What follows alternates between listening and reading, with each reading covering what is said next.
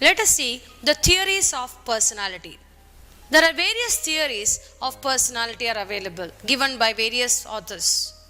They are type theory, trait theory, psychoanalytic theory, social learning, and humanistic theory. Type theory. People are grouped into identifiable categories. One basis for classifying personalities is the structure of the body. Charismatic or kinesthetic and Sheldon, others gave this classification. In this type theories, a relationship was established between features of face or body and personality. Thus, a short, plump person was said to be sociable, relaxed, and even tempered. A tall, thin person was characterized as restrained, self-conscious, and fond of solitude. A heavy-set, muscular individual was described as noisy, callous, and fond of physical activities. These are our various characteristics of personality based on the type of people.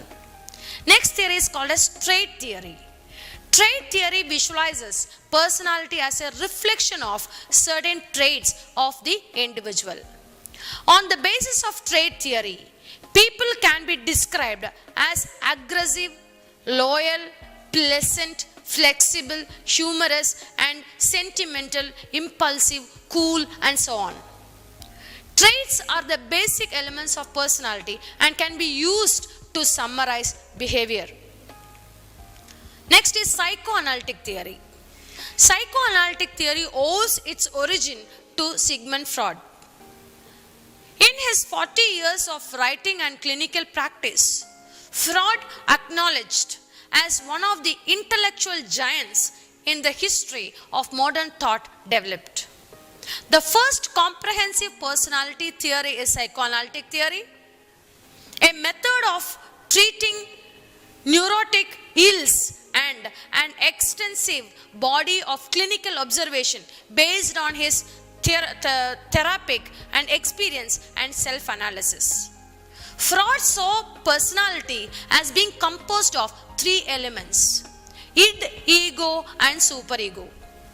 This tripartite division of personality is known as the structural model of mental life, although Freud felt the division should be understood as hypothetical rather than as specific structures of personality.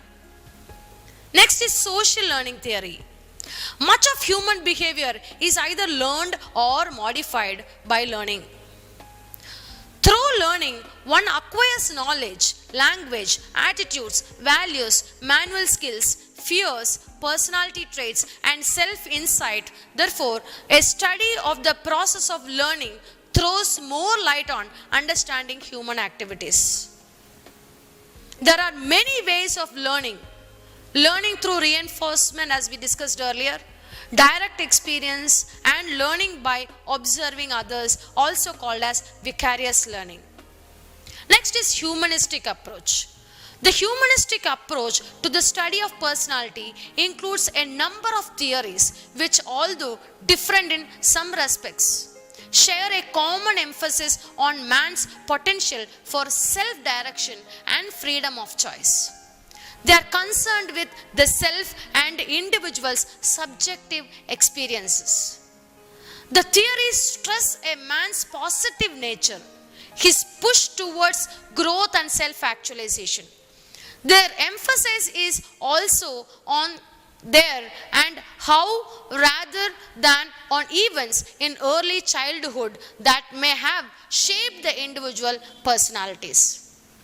There are various other theories also are there in terms of personality. Rogers' self-theory. Carl Rogers and Abraham Maslow are credited with the humanistic theory and personality. Rogers' approach to personality is described as phenomenological. Phenomenology is the study of the individual's subjective experience, feelings, and private concepts, as well as his views of the world and self.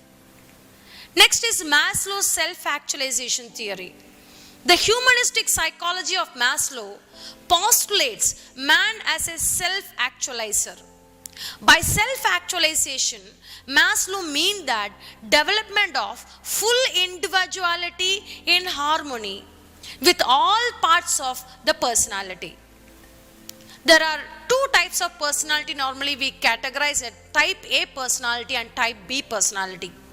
Type A personality individuals who strive continuously to achieve more things in less time, even in the face of opposition, are said to have a type A personality. Characteristics of type A personalities are fast in everything they do, involved in more than one thing at a time, always busy and find themselves unable to cope with leisure time. These are all the various features of type A personality. Next is type B personality. Type B personality are just opposite to this. Just the opposite of the type A personality is more relaxed, sociable, and has a balanced outlook on life.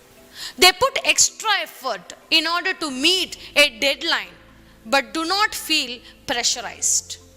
These are all type A and type B personality.